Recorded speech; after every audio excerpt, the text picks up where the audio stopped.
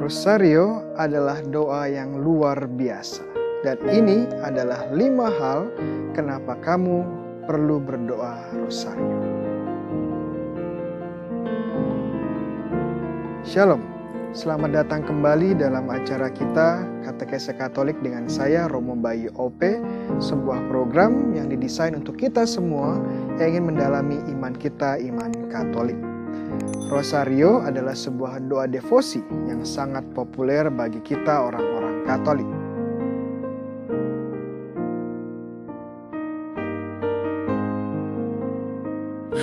Saudara-saudariku yang terkasih, salam sejahtera bagi kita semua. Melalui tayangan kali ini saya hendak sedikit membagikan untuk Anda semua tentang apa saja sebenarnya hal-hal yang masih harus kita perhatikan, bahkan hal-hal yang masih harus kita perbaiki ketika kita mengikuti atau menghadiri sebuah perayaan Ekaristi.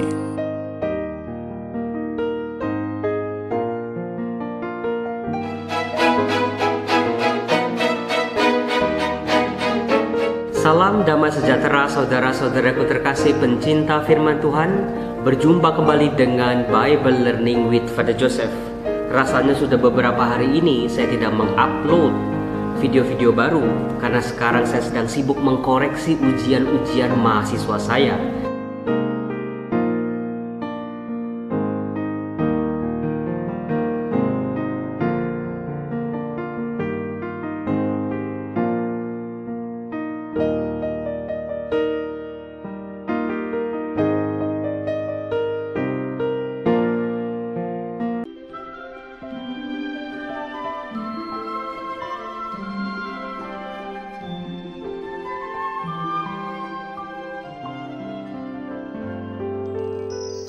Saudari-saudaraku yang terkasih, umat Keuskupan Agung Jakarta yang berbahagia, Gereja Katolik melalui Konsili Vatikan II mengatakan begini: bagi kaum beriman Kristiani, jalan menuju kitab suci harus terbuka lebar-lebar.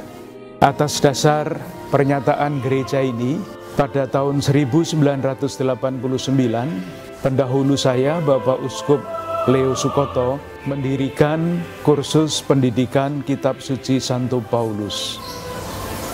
Harapannya supaya semakin banyak umat Katolik di Keuskupan Agung Jakarta yang dibukakan pintu untuk masuk ke dalam sabda Tuhan. Sudah lama Kitab Suci boleh dikatakan asing bagi umat Katolik.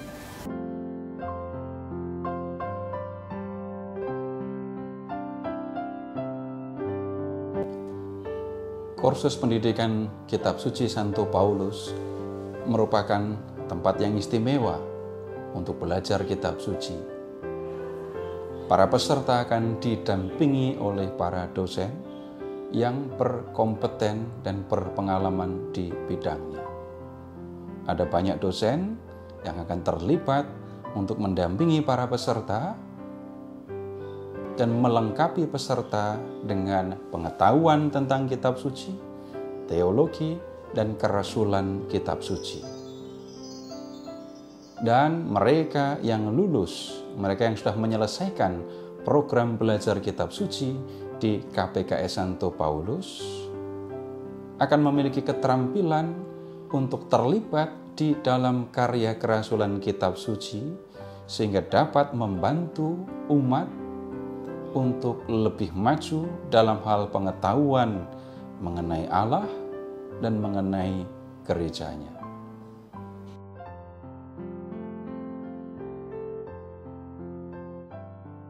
Salam damai sejahtera saudara-saudaraku terkasih umat beriman Keuskupan Agung Jakarta dan sekitarnya.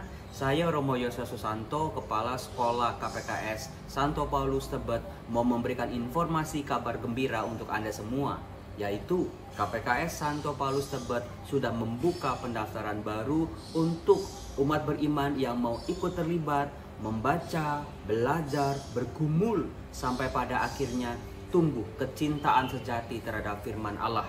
Semoga kitab suci bukan hanya berhenti pada buku, tulisan, ataupun ajaran, tetapi menjadi kehidupan bagi setiap orang beriman. Kitab suci yang menjiwai, mendorong, dan juga menyemangati kehidupan kita. Maka dari itu saudara-saudaraku yang terkasih, tanpa tunggu-tunggu lagi, tanpa pikir-pikir lagi, mari ikut bergabung dengan kami KPKS Santo Paulus Tebet. Nantikan belajar yang menarik firman Tuhan bersama para dosen-dosen yang menarik, yang luar biasa, yang juga akan mewarnai hari-hari Anda. Salam, Tuhan memberkati.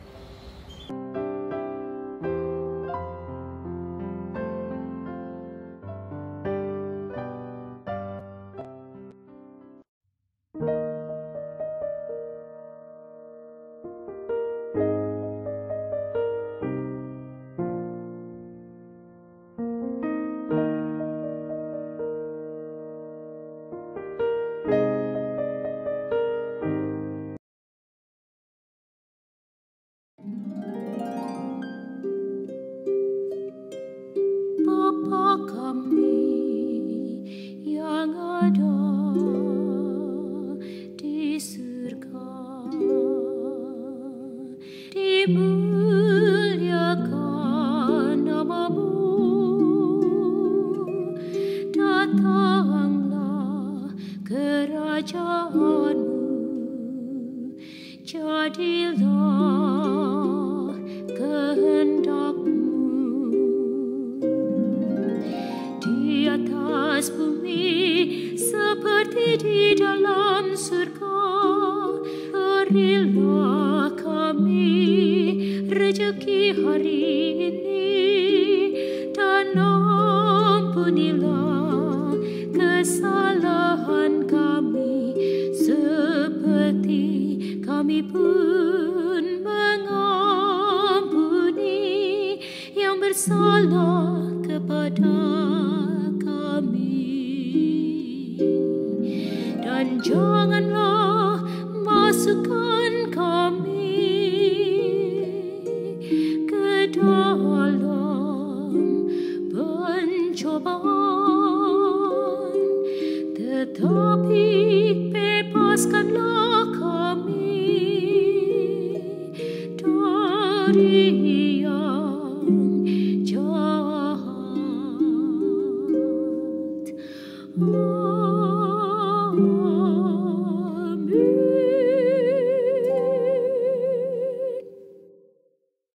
Baik, tadi sudah kita simak 2 Romo dan ini sesi yang terakhir, yaitu sesi bersama Romo Aba atau dikenal dengan julukan Romo Deso ya. Yang siapa yang sudah follow atau subscribe Romo Deso YouTube channelnya luar biasa sekali, sudah ada 74.000 subscriber dengan video yang paling populer itu ketika Romo Aba memberikan tanggapan ya tentang statement seorang Ustadz, dan banyak topik-topik menarik lagi ya. Di sana ada bicara soal mualaf, kemudian ada tentang headline-nya itu sangat kontroversial dan menarik untuk disimak. Misalnya Sriwijaya Air itu jatuh bukan izin dari Tuhan, terus apakah Yudas masuk neraka atau surga, semuanya menarik banget ya. Oleh karena itu jangan lupa follow dan subscribe, beri komen dan like juga, share juga. Ini bagus banget menurut saya pribadi sih. Kalau kita suka bingung ya menjawab pertanyaan orang dari luar sana mengenai ajaran agama Katolik, nah mendingan saya belajar sendiri deh dari Romo Aba di YouTube, lumayan buat nambah-nambah ilmu. Langsung saja untuk sesi ketiga ini kita akan simak dari Romo Aba mengenai wajah Allah dilihat dari sisi pastoral. Silakan Romo Aba. Baik, terima kasih banyak saudara-saudari. Senang sekali rasanya saya diundang untuk kegiatan aktivitas webinar pada sore malam hari ini. Saya sebenarnya bukan ahli, Romo Jo tahu itu, Romo Bayu juga tahu itu. Saya cuma modal nekat ya. Saya tampil di sini modal nekat karena itu apa yang saya paparkan nanti itu lebih berupa ya pengalaman saya berhubungan dengan pertanyaan-pertanyaan umat, lalu coba saya dalami berdasarkan pendekatan refleksi teologis biblis pasti, dan jangan khawatir meskipun saya tidak banyak merujuk kepada sumber-sumber tertentu, tapi itu memiliki dasar ajaran gereja yang sangat jelas sebenarnya.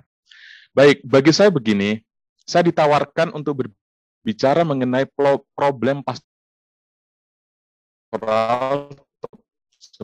Sebelum saya masuk di slide saya, 2 hal yang perlu kita seriusi itu untuk olah dan untuk dalami. Yang pertama menyangkut kita sedang terkontaminasi atas pandangan suci dari pihak Muslim menyangkut Alkitab atau kitab suci itu sesuatu yang memang digelek langsung seperti itu. Dan pandangan seperti ini mau tidak mau sedang merasuki banyak orang Katolik. Sehingga sekalipun sebanyak apapun orang diajarkan tentang Alkitab, wajah Allah, tetapi kalau kita nggak cubit mereka dari sisi bahwa engkau sedang membaca Alkitab tetapi dengan pola pikir Muslim, misalnya, itu tidak akan bisa sungguh-sungguh, akan tetap bertanya dan tetap akan bertanya sampai akhir. Ya, seperti apa yang dikatakan oleh Romo Jo tadi, bagi sebagian orang tentu akan menjadi problem serius. Begitu kalau mereka tidak paham Alkitab dalam bingkai iman Katolik itu seperti apa, atau sejarah kenapa bisa ada Alkitab itu seperti apa, itu mungkin perlu untuk didalami. Tapi saya percaya peserta kursus pasti sudah sampai pada tahap itu. Problem yang kedua menyangkut seperti yang dikatakan oleh Romo Bayu, ketika Alkitab dibaca dan ditafsir dalam konteks di luar konteks gereja Katolik, itu kemudian menimbulkan problem. Akhirnya begitu banyak pertanyaan-pertanyaan orang Kristen terhadap Alkitab yang sebenarnya muncul dari teologi-teologi non-Katolik, begitu ya. Oke, baik. Saya tidak masuk di situ, saya akan membahas tentang ini. Sabar, saya coba bagikan PDF saya. Oke, saya bertemu dengan satu bapak, namanya Nonep ya. Kita berbincang selama 4 hari seputar tema hal-hal iman. Karena saya berdiskusi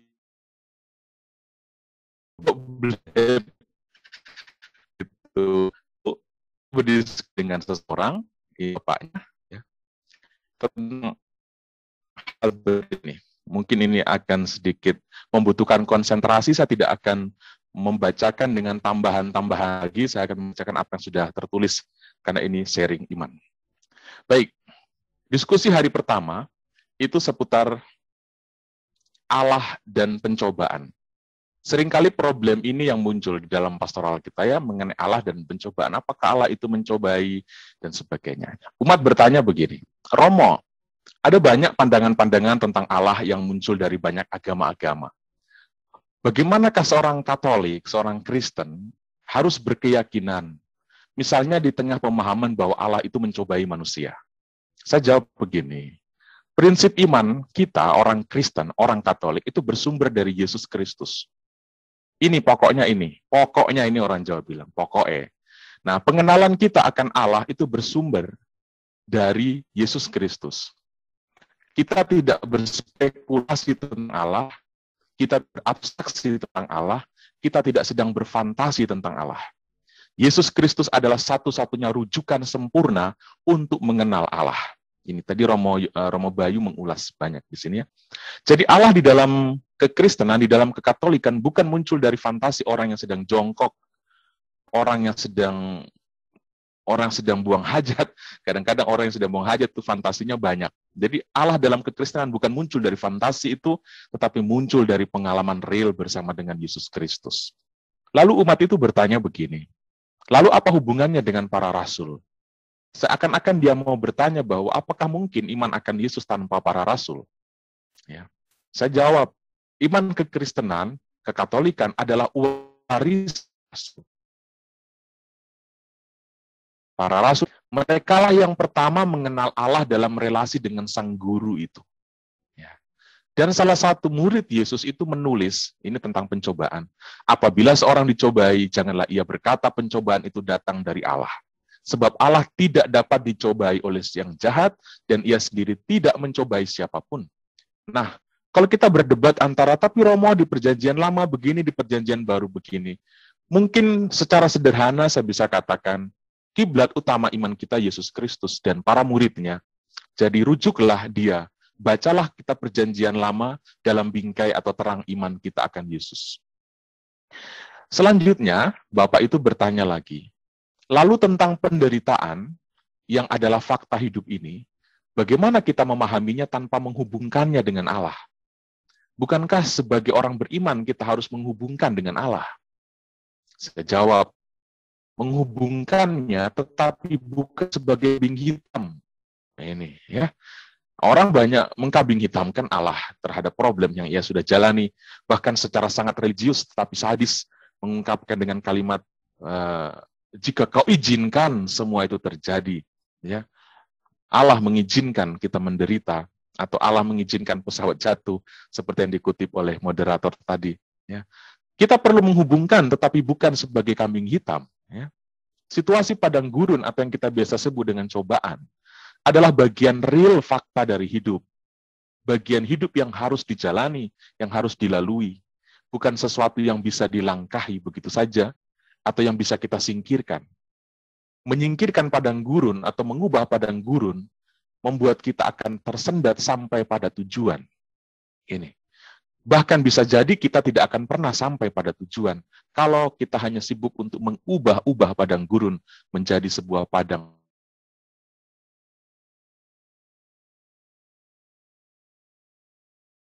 dengan hadapinya. Tidak ada kemungkinan lain. Ini pendekatan pertama kita terhadap penderitaan yang saya jelaskan kepada Bapak Nonem itu.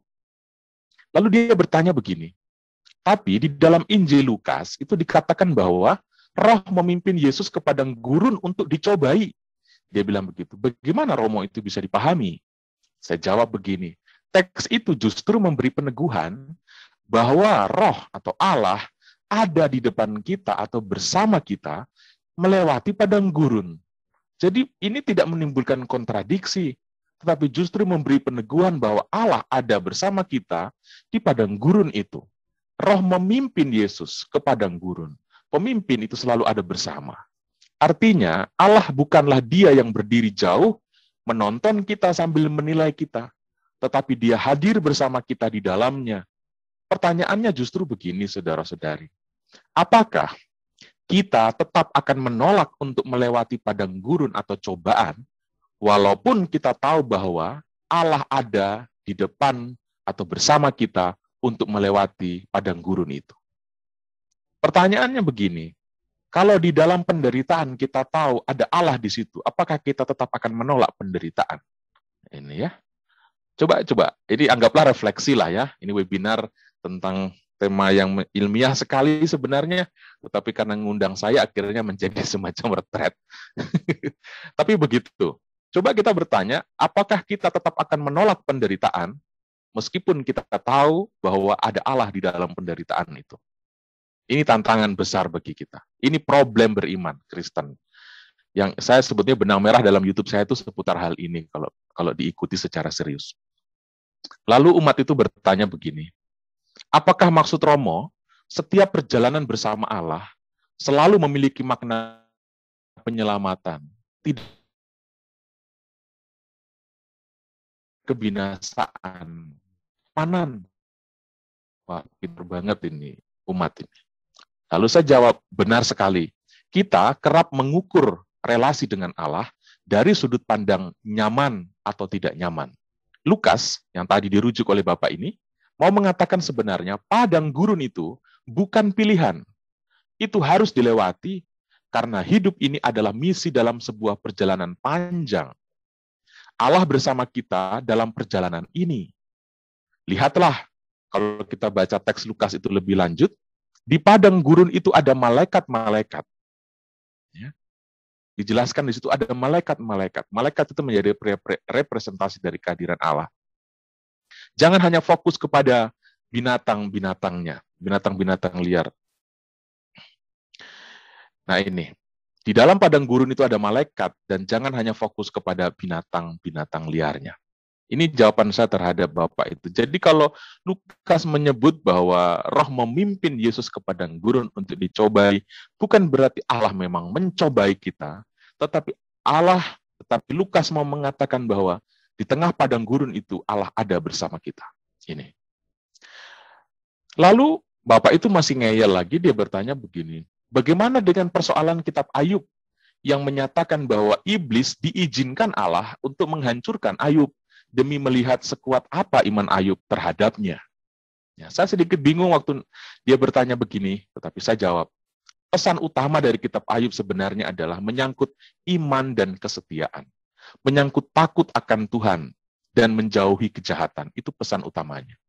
Kitab Ayub memuat pesan yang hendak mematahkan paradigma tradisional pada waktu itu, agama-agama yang ada pada waktu itu yang mengatakan bahwa orang baik itu diganjar berkat, sedangkan orang jahat itu diganjar kutuk. Tetapi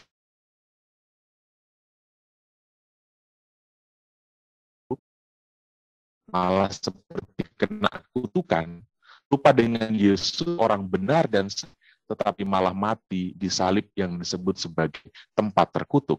Nah ini, mau diputar balik ini. Ayub mau mematahkan paradigma pada waktu itu. Kitab Ayub hendak mematahkan pandangan tradisional itu bahwa orang baik nasibnya baik, orang jahat nasibnya akan buruk. Ternyata tidak demikian.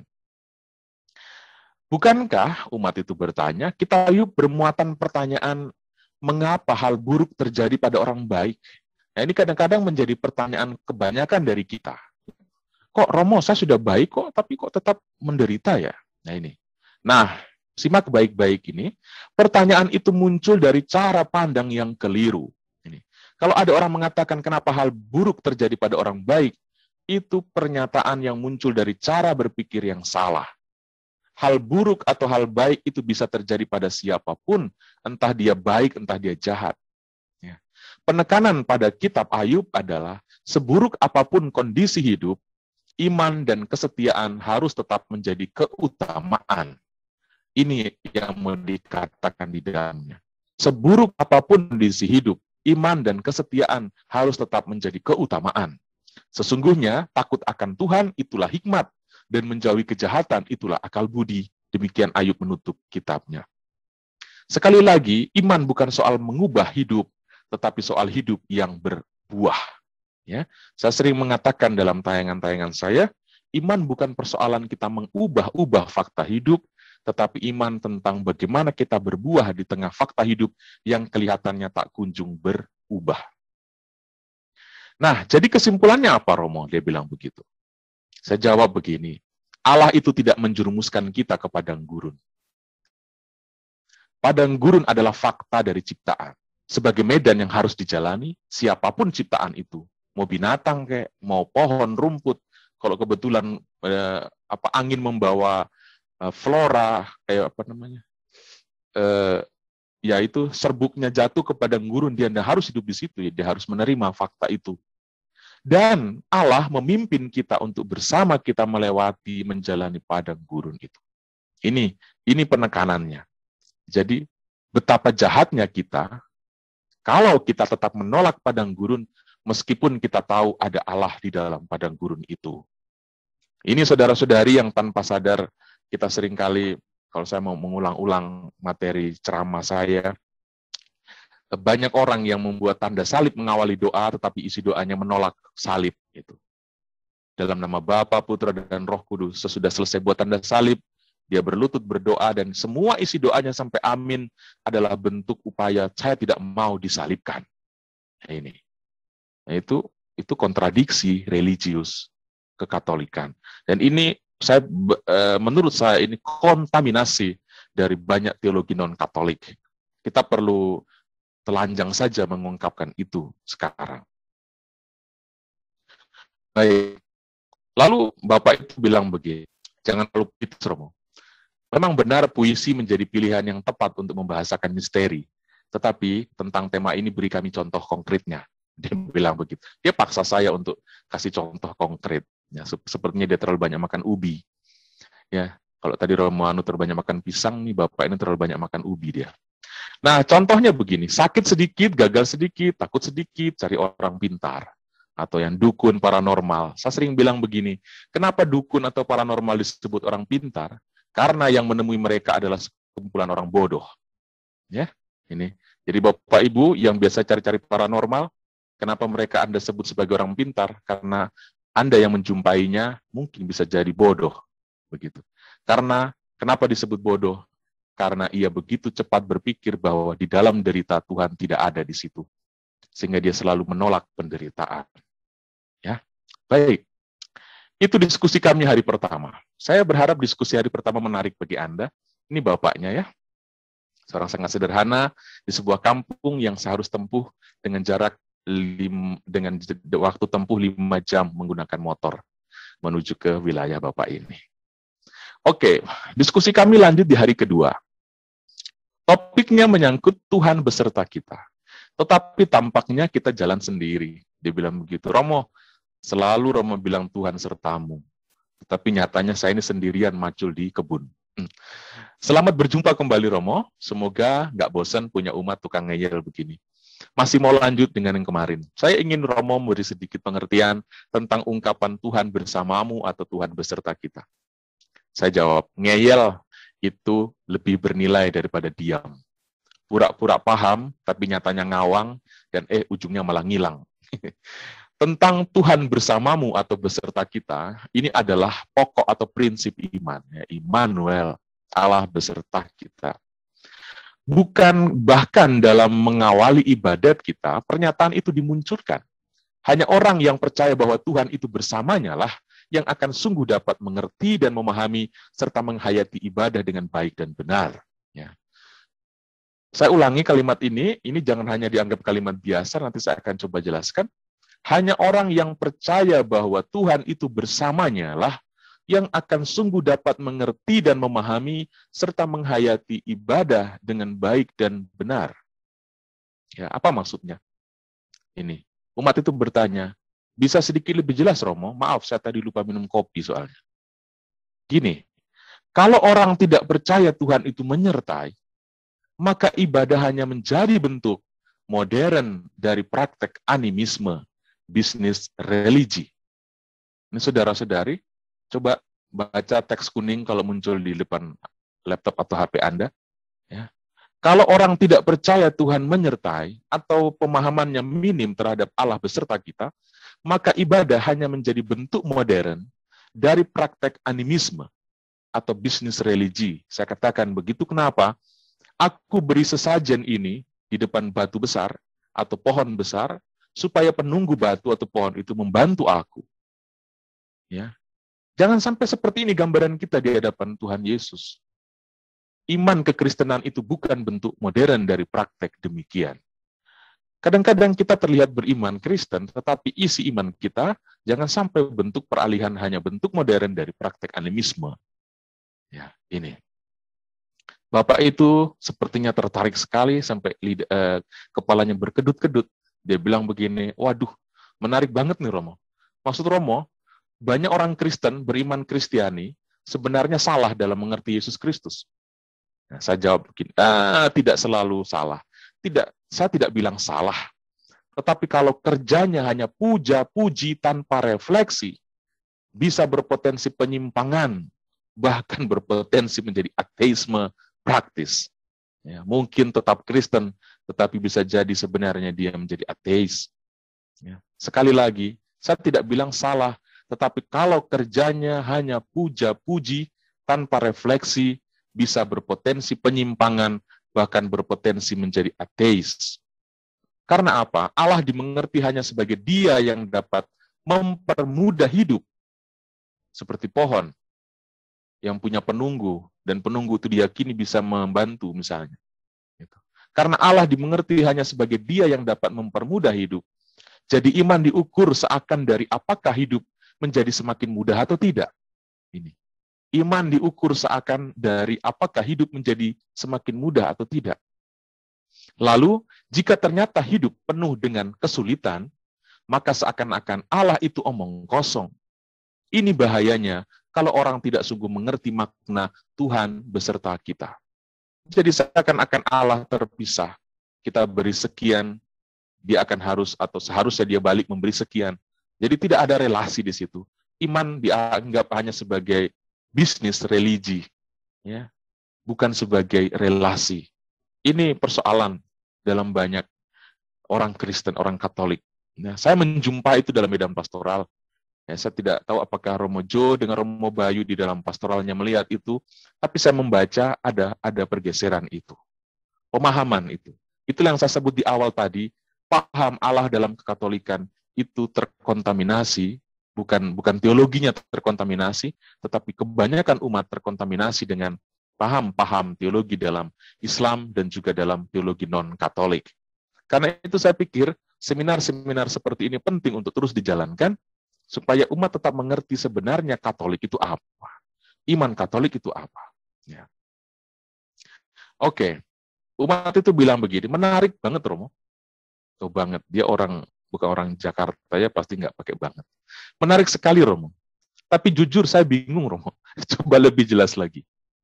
Itu karena kamu kebanyakan makan ubi rebus. Ya. Tapi syukurlah kamu bingung artinya masih mikir ya.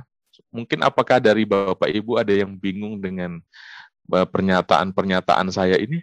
Ya. Begini, jangan dulu kacau pikiran karena slide-nya masih banyak.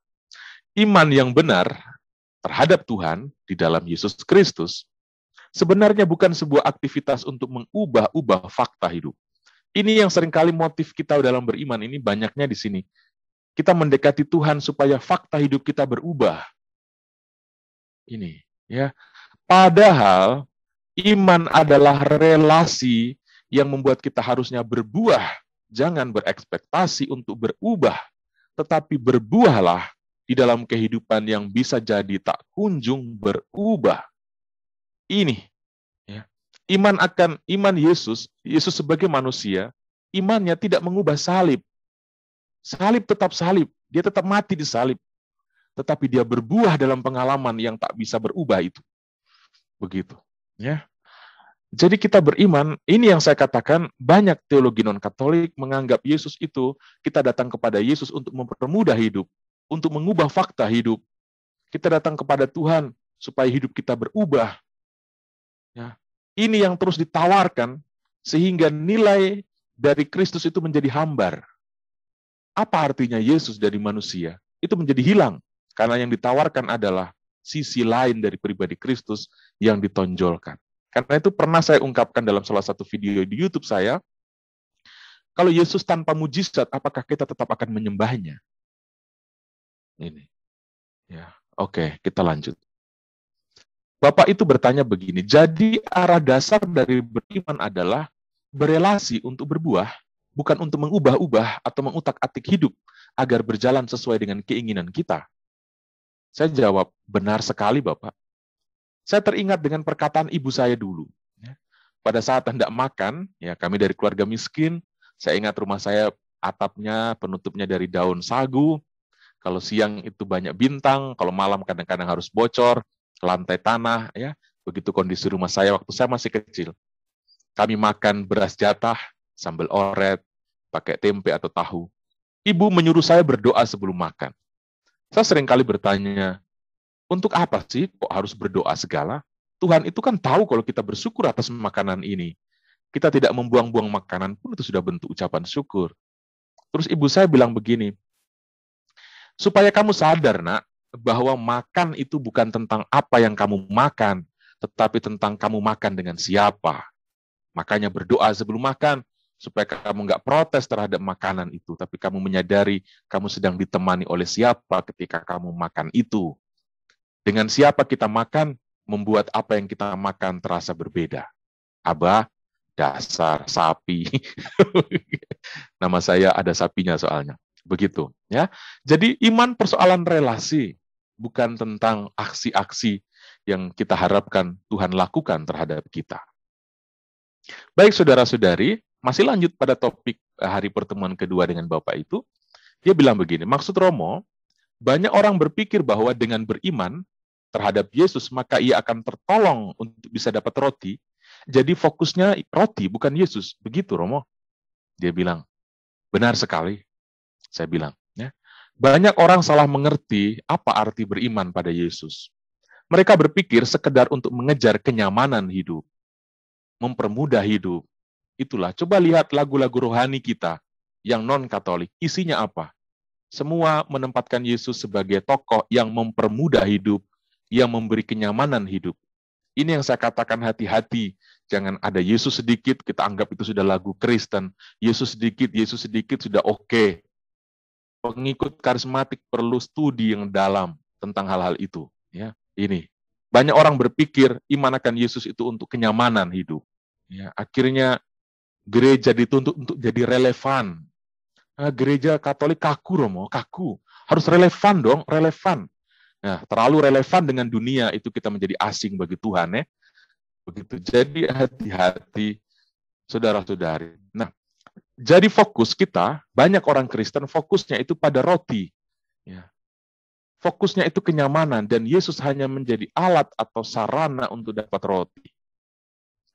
Animisme kan, praktek zaman dulu itu yang kita kenal dalam studi waktu kita masih SMP, atau ada kepercayaan-kepercayaan gitu. Mungkin sampai sekarang masih ada. Mendatangi batu besar untuk bisa dapat pertolongan. Fokus iman Kristen itu bukan begitu. Bukan pada kepentingan kita, tapi pada kepentingan Kristus. Sehingga fokus kita bukan pada aku, tapi kepada Dia. Karena kita sadar dan kita imani menjadi panggilan Dia. Nah ini kan, kalau panggilan Dia, itu berarti kita minta, Dia meminta kita untuk tergabung dalam kepentingannya. Jadi kalau iman kita akan Yesus hanya berfokus kepada kepentingan kita seperti konflik antara Yudas dan Yesus, konflik kepentingan. Yesus memanggil kita supaya kita bergabung dalam kepentingannya, meleburkan keinginan kita di dalam kepentingannya. Oke, kita lanjut. Jadi, Bapak itu bertanya, bagaimana dengan sabda Yesus yang mengatakan begini, kalau engkau mempunyai iman sebesar biji sesawi saja, engkau dapat berkata kepada pohon itu, tercabutlah, maka ia akan tercabut, atau kepada gunung, agar berpindah tempat, maka akan berpindah. Bapak itu cukup cerdas, dia bilang begini, Romo, itu kan identik dengan mengubah. Iman untuk mengubah-ubah. Saya jawab begini, tunggu dulu Bapak. Itu bukan tentang kekuatan mistis supranatural. Ini adalah tentang relasi bersama Allah yang membuat kita mampu melampaui dan melewati, yang membuat kita mampu menghadapi hal-hal yang seakan tidak pernah mungkin bisa kita lalui dan kita hadapi. Ya, diungkapkan dengan bahasa seperti itu. Baik, oke Romo, dia bilang.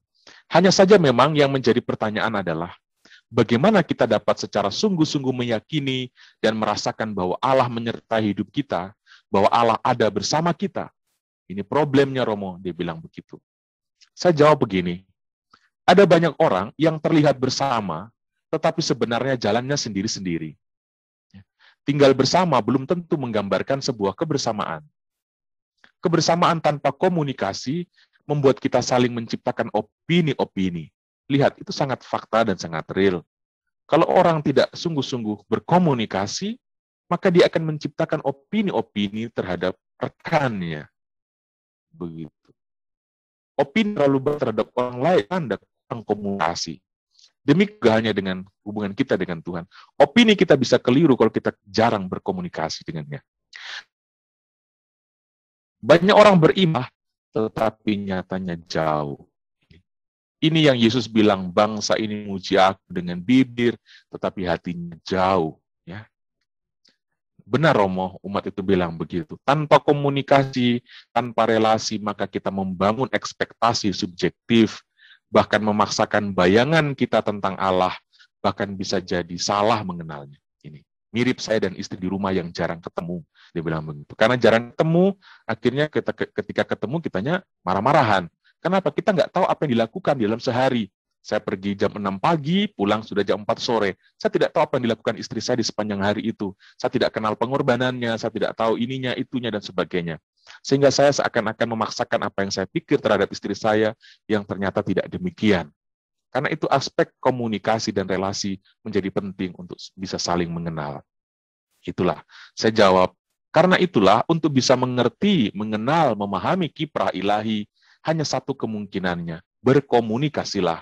Berelasilah dengan yang ilahi itu secara lebih intensif dan berkualitas.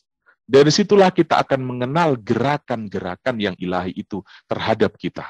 Bagaimana kita mengenal gerakannya kalau kita jarang berkomunikasi dan berelasi dengan Dia. Untuk maksud itulah Yesus memanggil para murid agar mengalami kebersamaan dengan diri. Ingat, iman kita bukan muncul dari subjektif satu orang. Iman Kristen bukan pengakuan satu orang tentang sabda Allah, bukan. Tetapi muncul dari pengalaman objektif komunitas para rasul yang mempunyai pengalaman real. Ini ya, aspek pengalaman itu berarti aspek komunikasi dan relasi. Apa kesimpulannya Romo? Dia bilang begitu. Sebenarnya problem pastoral tentang Allah beserta kita adalah lebih tentang intensitasnya. Problem intensitas. Orang yang mengatakan Tuhan beserta kita itu apa buktinya, apa tandanya, itu adalah orang yang sebetulnya komunikasinya kurang. Orang yang komunikasinya intensif dengan Allah, dia tidak akan bertanya, Allah yang besertaku itu seperti apa buktinya. Ya. Itu jelas muncul dari orang yang intensitas pertemuannya kurang. Banyak yang terjebak dalam ritualisme tanpa mengerti spiritualitasnya. Ini. Maka tak heran, walaupun kita menyebut diri pengikut Kristus, tetapi paham kita akan Allah terlihat seperti praktek animisme dalam bentuk modern. Ini, saya ulang-ulang kalimat ini supaya mungkin kita sedikit terjewer atau sakit hati, tersinggung, tetapi memang kita harus tersinggung untuk sesuatu yang keliru. Baik, itu hari kedua. Kita masih punya 2 hari. Semoga Bapak Ibu yang mendengar ini belum bosan. Diskusi hari ketiga. Mengapa Allah sepertinya mendiamkan kejahatan? Ini problem pastoral. Romo Jo menyuruh saya untuk cari-cari problem pastoral. Nanti Romo ngomong di situ. Ya.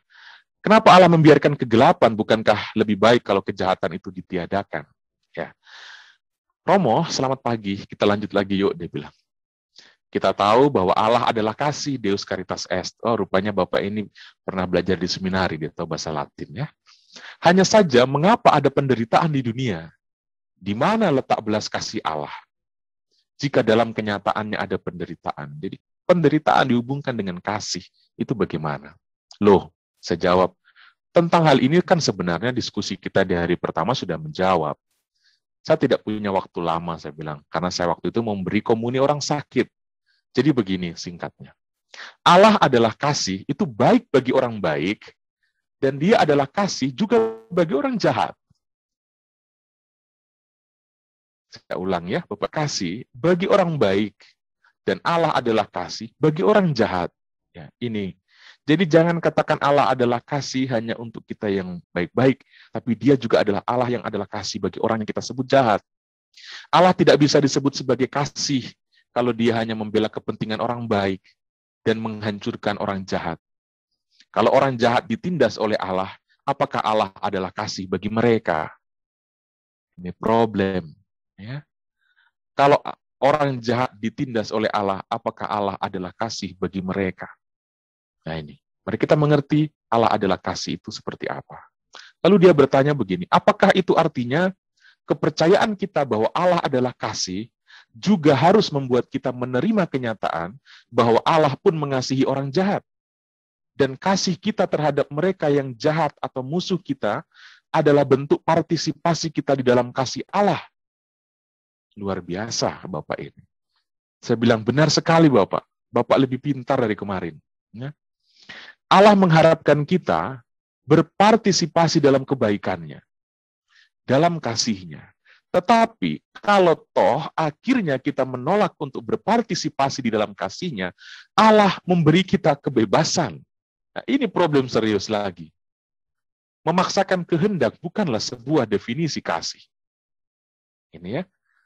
Allah memang mengharapkan kita berpartisipasi dalam kebaikannya, dalam kasih. Tapi kalau toh akhirnya kita menolak untuk berpartisipasi, Allah memberi kita kebebasan. Memaksakan kehendak bukanlah sebuah definisi kasih. Bapak itu bertanya, lalu apa pendapat Romo tentang kasus berikut ini? Ada sekelompok orang yang berkata tentang sahabatnya yang pindah agama. Kami mengasihi dia. Karena itu lebih baik kami binasakan dia sekarang daripada dia binasa di kemudian atau masuk neraka. Mungkin Bapak Ibu pernah mendengar kalimat ini. Lebih baik dia mati sekarang daripada dia nanti masuk neraka. Banyak orang saya pernah kecewa dengan sahabatnya atau dengan anaknya yang pindah agama. Dia bilang, lebih baik kita kasih mati daripada dia mati nanti di neraka. Dia bilang begitu. Saya jawab begini, itu pertanyaan dungu, pernyataan dungu. Itu bukan definisi kasih. Kasih itu tidak egois. Kasih itu bahkan adalah kerelaan untuk tercabik-cabik oleh pengkhianatan. Mungkin semoga ini bisa menghibur untuk Bapak Ibu yang mungkin mohon maaf anaknya melawan keyakinan Anda. Ya. Ingat ini, kasih itu tidak egois. Kasih itu bahkan adalah kerelaan untuk tercabik-cabik oleh pengkhianatan. Kasih itu menembus batas-batas kepentingan. Ini. Paus Fransiskus menyebut logika kasih adalah logika kebebasan. Ini dia menyebutnya dalam salah satu dokumen Patris Corde, kalau saya tidak salah, dia mengulas tentang Santo Yosef. Dia bilang logika kasih adalah logika kebebasan. Ya. Lalu Bapak itu bertanya, bukankah mengetahui bahwa manusia bisa memilih yang buruk dan memberi kebebasan pada pilihan itu adalah sebuah kekeliruan? Ya, sekali lagi, Bapak ini bertanya dengan sangat baik, bukankah kalau Allah mengetahui bahwa manusia bisa memilih yang buruk dan memberi kebebasan pada pilihan itu adalah sebuah kekeliruan? Saya jawab begini, Allah memberi kebebasan sebagai bentuk kasih, tetapi Allah tidak pernah membiarkan. Memberi kebebasan itu berbeda dengan membiarkan. Ya. Allah memberi kebebasan sebagai ekspresi Dia mengasihi. Ya, karena memaksakan kehendak itu bukan kasih. Tetapi Allah tidak pernah membiarkan. Allah sedemikian aktif memperkenalkan dirinya, mewahyukan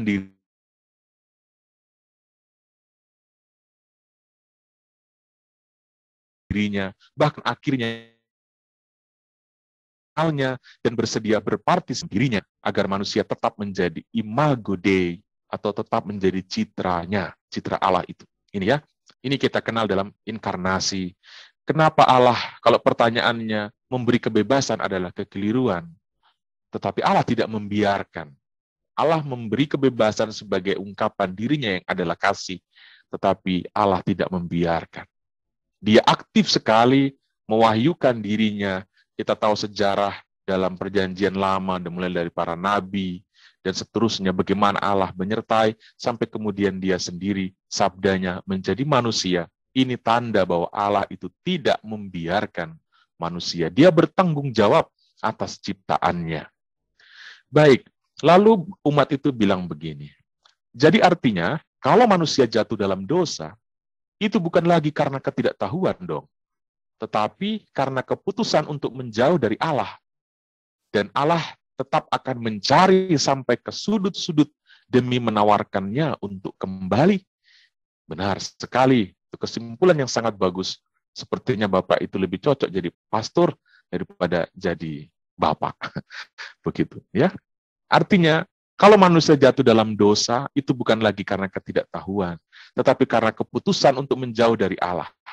Dan Allah tetap akan mencari sampai ke sudut-sudut demi menawarkan untuk kembali.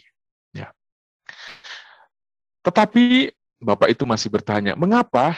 Oh, saya bertanya kepada Bapak itu, tetapi kenapa kamu tidak bertanya tentang dari mana kejahatan itu bisa ada? Ya. Lalu umat itu bilang, saya nggak perlu tanya itu, karena Romo sudah bilang di YouTube. Nah, berarti yang belum subscribe, belum nonton, harus nonton dan subscribe ya, supaya nggak lagi bertanya tentang dari mana datangnya kejahatan. Kejahatan adalah bentuk negasi di atas kebaikan Allah. Ini. Kejahatan itu bukan ciptaan Allah. Ya. Lalu ciptaan siapa? Itu bentuk negasi atau penyangkalan terhadap kebaikan. Ingat, ketika Allah menciptakan langit dan bumi, hanya satu kata yang disampaikan. Allah menjadikan segalanya itu baik. Allah adalah baik. Dari dalam dirinya akan lahir kebaikan. Dan semua ciptaannya baik. Dari mana datangnya kejahatan ketika ciptaan itu mengingkari atau memberi bentuk negasi terhadap kebaikan Allah. Dan ini searah dengan kalau saya baca-baca buku tentang pandangan Santo Agustinus atau seorang filsuf Boethius yang mengungkapkan juga hal ini. Baik, diskusi hari terakhir ya. Diskusinya menyangkut penderitaan, tapi tidak dalam hubungannya dengan kejahatan moral, tetapi dalam hubungannya dengan natural atau nature, dengan bencana alam, kecelakaan dan lain-lain. Nah, dia bilang, Romo, maaf datang lagi. Ini tentang penderitaan, misalnya bencana alam, kecelakaan. Bagaimana hal itu bisa direnungkan dalam bingkai iman? Apakah Allah memang mengizinkan itu semua? Lalu di mana kasihnya?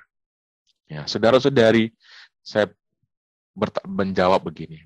Saya sudah sering menjelaskan bahwa Allah tidak pernah menciptakan bencana alam untuk kelak ditimpakan secara sengaja kepada manusia. Allah tidak pernah dengan sengaja menjatuhkan pesawat atau membenturkan dua mobil saat melaju kencang. Allah tidak pernah mengatur arah angin agar menjadi badai di wilayah tertentu. Allah tidak pernah mengutak-atik lempeng bumi untuk dengan sengaja menciptakan tsunami di wilayah tertentu, atau gempa, atau bencana alam yang lain.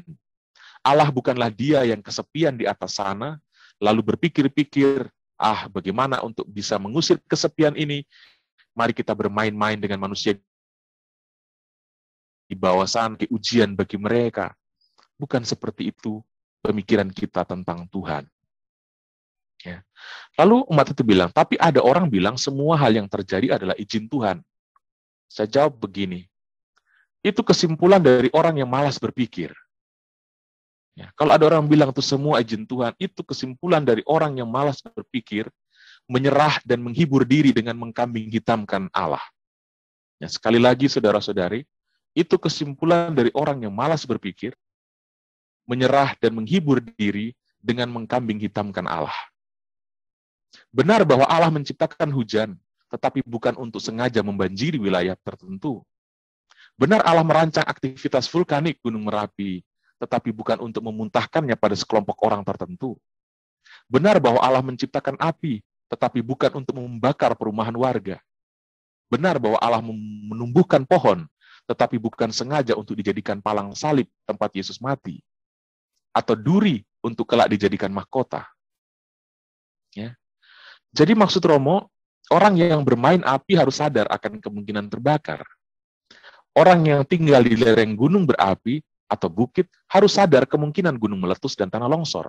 Orang yang menggunakan motor dengan kecepatan 100 km per jam harus sadar akan kemungkinan tergelincir jatuh. Benar sekali. Dan orang yang memperjuangkan kebenaran dan kebaikan harus sadar akan kemungkinan ditolak, disingkirkan, bahkan dibunuh.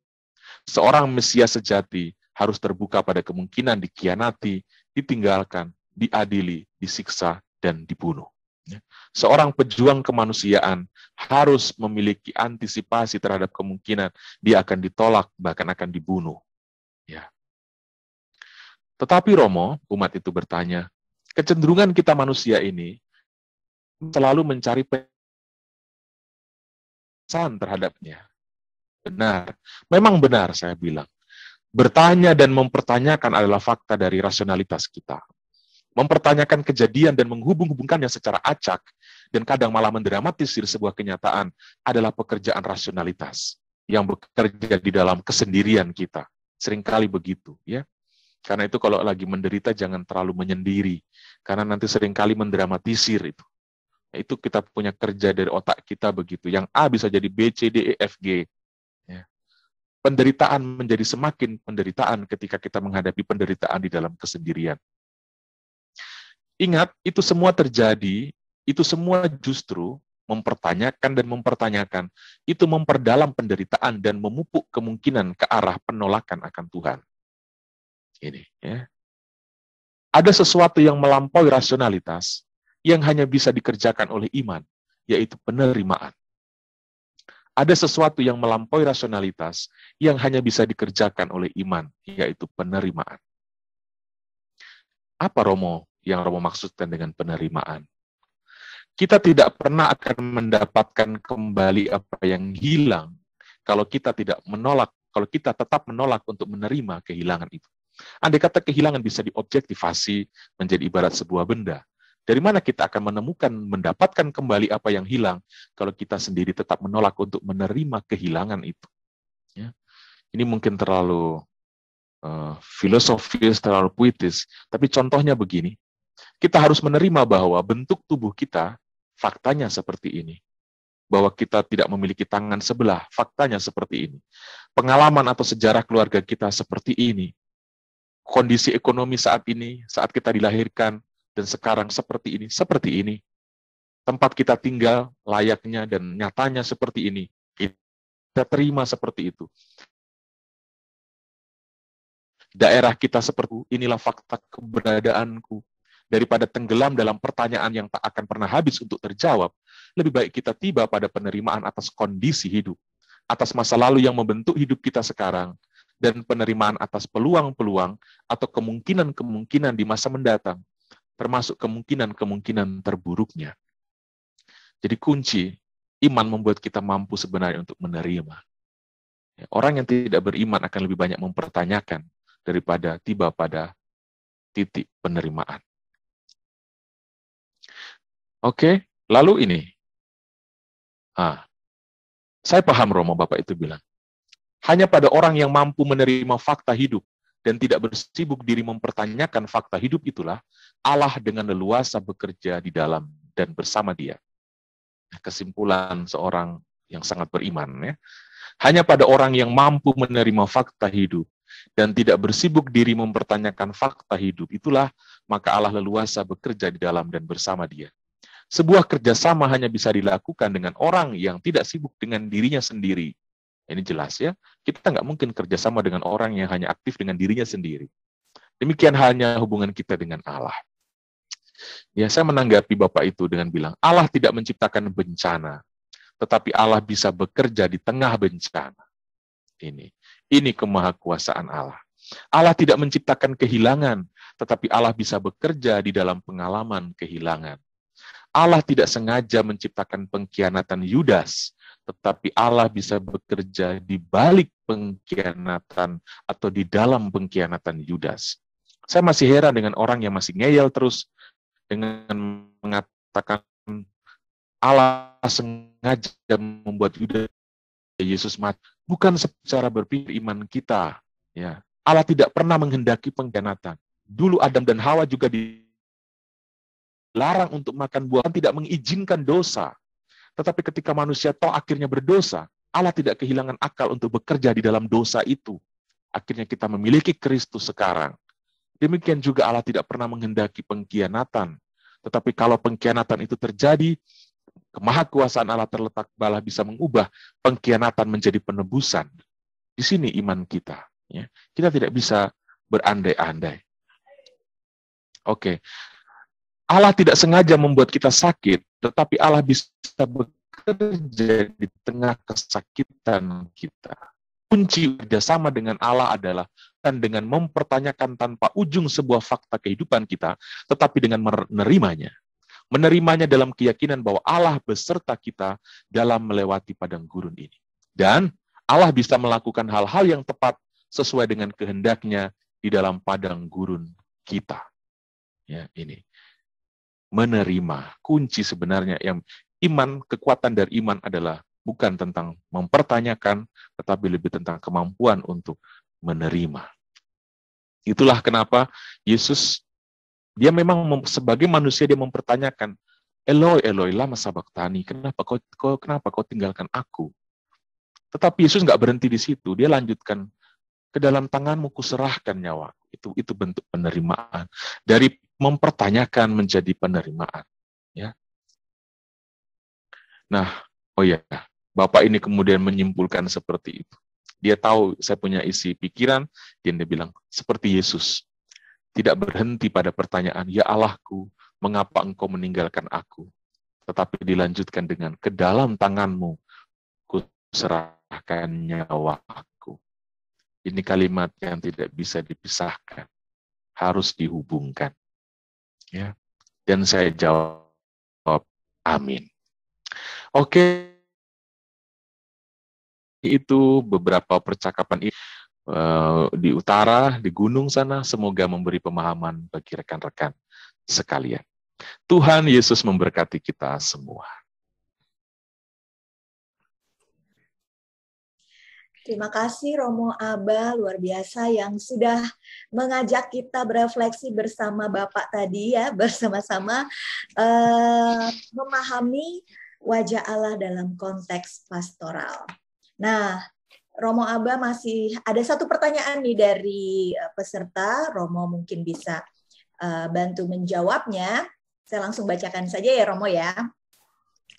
Apa artinya ketika dikatakan Mesias harus mati supaya digenapi apa yang tertulis dalam kitab suci? Itu kayak mirip drama gitu loh, agak-agak drama juga Romo. Mungkin Romo bisa bantu jelaskan? Oke, baik. Ini sebenarnya harusnya wilayahnya Romo Jo ya. Saya kemarin memberi seminar di salah satu kelompok doa karismatik. Ada yang satu bapak yang sepertinya belum puas dengan uraian saya menyangkut itu. Ya, dia tidak sengaja mau bertanya tentang kok sepertinya kayak drama bahwa Yesus harus mati dan sebagainya. Pendekatan saya sekali lagi bukan pendekatan eksegese, sehingga nanti bisa dikoreksi oleh Romo Jo, andai kata ini sebenarnya kurang searah. Ya, jadi begini. Bagi saya, ini seirama dengan orang yang bilang begini. Kata orang cinta itu harus berkorban. Nah, dia bilang begitu ya. Dan ini memang benar. Orang yang berkorban demi cinta membuktikan kebenaran dari ungkapan ini. Mesias harus mati supaya tergenapi yang dikatakan dalam kitab suci. Ini seirama dengan orang yang bilang kata orang cinta mesti berkorban. Dan orang yang membuktikan bahwa dia mencintai, dia harus membuktikan bahwa dia berani berkorban. Begitu. Selanjutnya,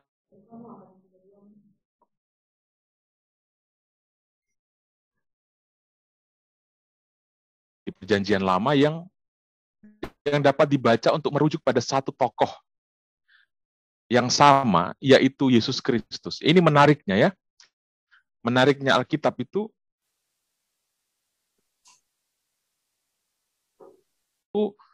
satu penginderaan yang sama terhadap satu sosok, yaitu tentang Mesias. Ini yang membuat kemudian apa yang kita sebut dengan nubuat Mesias itu luar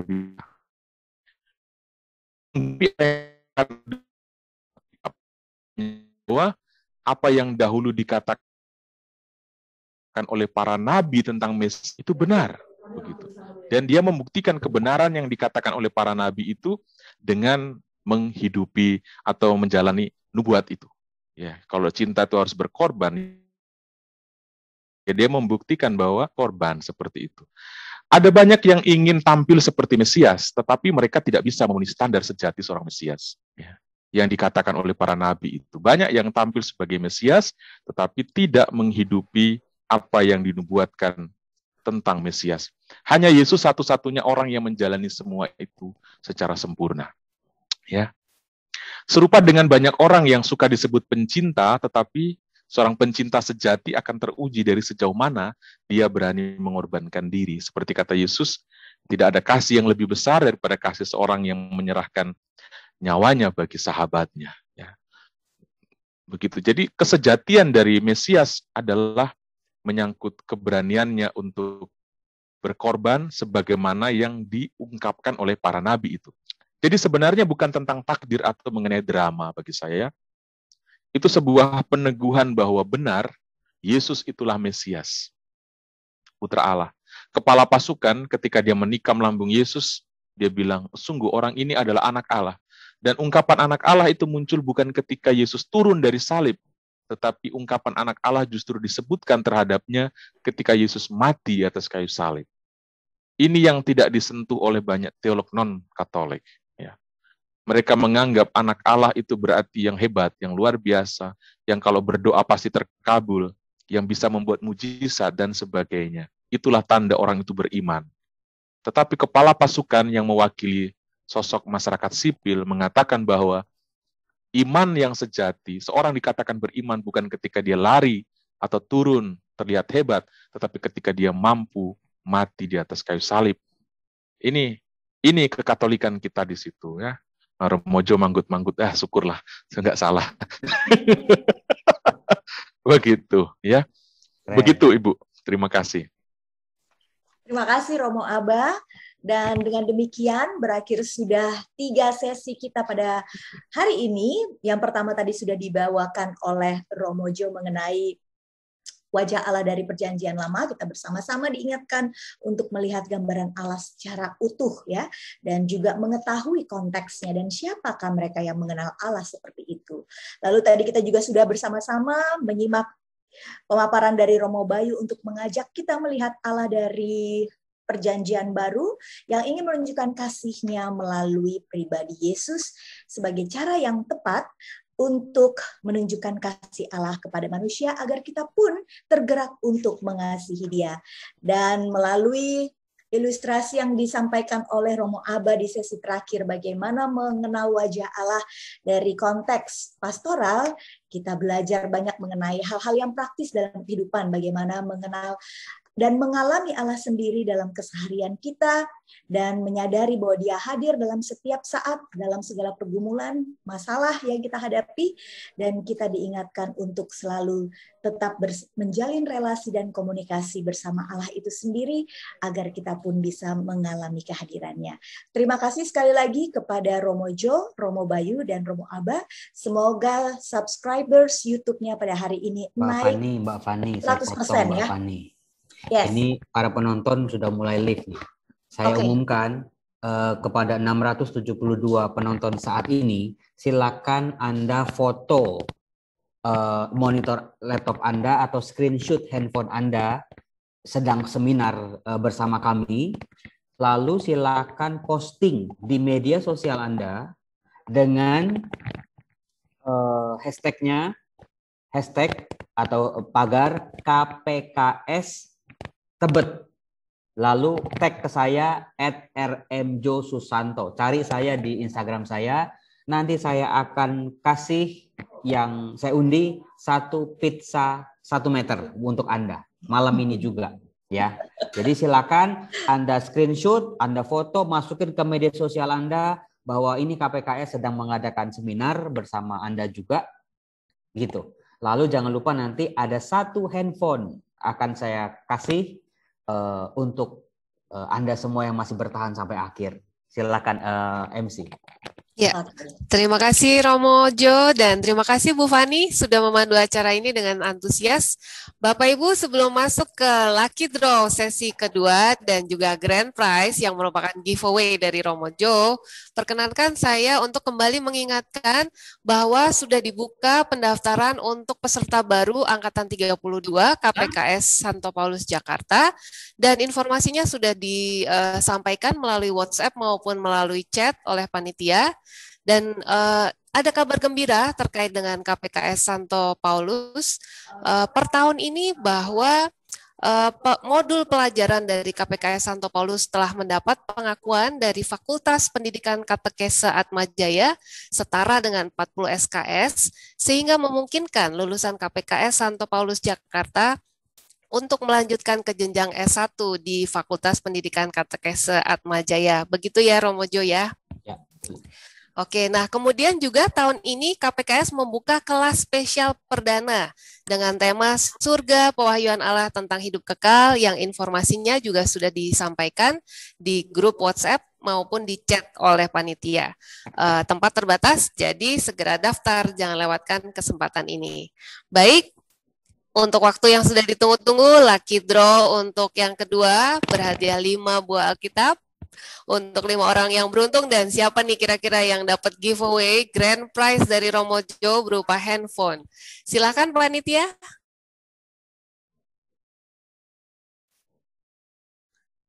Jangan live dulu, ingat ada 1 handphone dan 1 pizza 1 meter yang sudah masuk ke Instagram saya, itu Kim2PDG, Seminar Wajah Allah. Kebetulan ada wajah saya ditampilkan langsung. Ayo siapa lagi? Saya undi nanti malam ini, saya kirim pizza 1 meter ke rumah Anda. Kalau Anda tinggal di Jakarta dan wilayah rumah Anda bisa dijangkau oleh GoFood. Baik. Yuk Bapak Ibu, dipakai dulu kesempatannya untuk capture screenshot. Oke, bisa. Ya. Siap. Kita lacak, kita undi. 1, 2, 3. Siapakah 5 orang yang akan mendapatkan Alkitab? Nanti saya tanda tangan deh, kalau Anda mau. Mau pasti Romo. Ya. Oke, pemenangnya adalah Bapak Romanus Heflin Hasiolan, Ibu Katarina Sugiyarti, Ibu Cecilia Lena, Ibu Francisca Saveria ESW, dan Bapak Yuwono Laksmana. Selamat kepada pemenang. Saya ingat nih Bu Sisilia Lena baru masuk sebetulnya nih. Oh. Hoki gede Wah, nih. hoki. Oke, berikutnya. Handphone. Grand prize handphone. Silakan panitia. Siapakah yang akan dapat handphone? Pasti nggak handphone canggih-canggih banget ya, tapi bisa dipakai lah. Kita lihat, kita undi, kita acak. 3, 2, 1. Ya, 3, 2, 1. Siapakah yang akan mendapat handphone? Kok saya yang deg-degan ya Romo ya? Ya, terus dikecilin. Nomor 197. Siapakah dia? Ya, Priska N. Loh, tadi 197 kan? Oh, tadi belum Oh, selesai. maaf. Tadi belum. 426 Priska N. Silakan Oke. hubungi saya di Instagram saya atau ke panitia. Saya Instagramnya @rmjosusanto atau ke WhatsApp panitia. Priska N. 1 buah handphone untuk Anda. Baik. Ya, terima kasih Romojo. Bagi Bapak Ibu, tadi sudah disampaikan oleh Romojo, bisa menghubungi Romojo, dan untuk yang Alkitab bisa menghubungi Pak Winata atau Ibu Eli di WhatsApp grup Wajah Allah. Baik, sampailah kita ke penghujung acara kita, Bapak Ibu. Sekali lagi, atas nama seluruh panitia, saya mengucapkan terima kasih kepada Romojo, Romo Bayu, Romo Aba, atas pengajarannya yang membuka wawasan dan memperdalam iman kita, dan juga terima kasih kepada Ibu Fani yang sudah menghidupkan suasana dan memandu dengan antusias, dan juga Ibu Regina Handoko dengan permainan harpanya dan suaranya yang merdu. Dan tentunya kepada Bapak Ibu, saudara-saudari sekalian yang telah meluangkan waktu untuk hadir dalam acara ini. Semoga pengajaran sore ini membuat kita semakin bertumbuh dalam iman, semakin terlibat, dan menjadi berkat dalam karya dan pelayanan kita. Mohon maaf jika ada kata-kata yang kurang berkenan. Mari kita tutup perjumpaan kita dengan doa yang akan dipimpin oleh Ibu Eli Sudarto dan berkat oleh Romo Jo. Sebelum doa, saya mengucapkan banyak terima kasih untuk Anda yang sudah memberikan bantuan kasih atau persembahan kasih ke nomor rekening yang sudah disediakan oleh panitia. Terima kasih juga untuk semua panitia, murid-murid KPKS. Mereka dari jam 2 tadi itu sudah gedebak-gedebuk. Terima kasih untuk Ibu Mega dan teman-teman semuanya, hebat-hebat semua. Tanpa Anda semua, seminar ini tidak mungkin terjadi. Terima kasih, Tuhan memberkati kalian semua. Silakan kita doa penutup.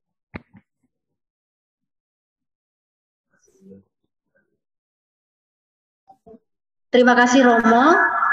Terima kasih Bapak Ibu yang terkasih dalam Tuhan kita Yesus Kristus.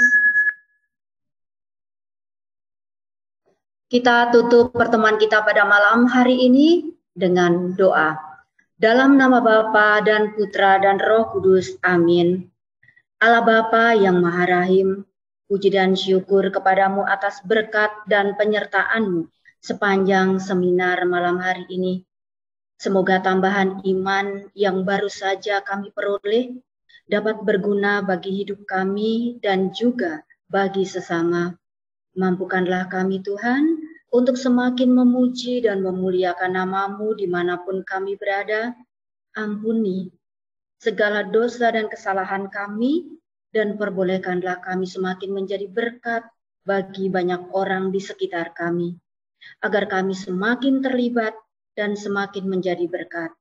Semuanya ini kami serahkan ke dalam penyelenggaraan ilahi-Mu dengan perantaraan Kristus Tuhan kami. Rahmatilah kami Tuhan dengan berkat lewat gembala kami yang Engkau urapi dengan Romo Yosef. Tuhan bersamamu dan bersama roh-Mu. Semoga seluruh hidup kita, keluarga kita, pelayanan kita, kecintaan kita pada firman Tuhan senantiasa diberkati sehingga berbuah dalam nama Bapa dan Putra dan Roh Kudus. Amin. Amin. Terima kasih semuanya. Romo. Terima kasih Terima Romo kasih. Abah. Tuhan berkati. Saya bingung mau kirim Romo Abah apa ya? Apakah ada GoFood di sana?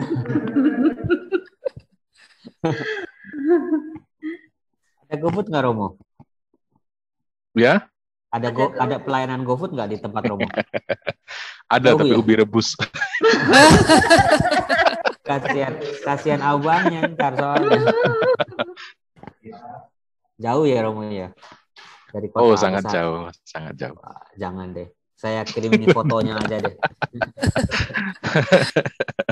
Baik Romo, terima kasih ya semua. Romo Terima Bejo, kasih Romo Romo Abah. Bayu, ya. Luar Terima biasa. kasih Romo Bayu. Terima kasih Terima semuanya. kasih Ibu Bapak semuanya. Tuhan berkati. Tuhan Ibu memberkati. Bapak, Sampai para jumpa di peserta. kesempatan yang lain.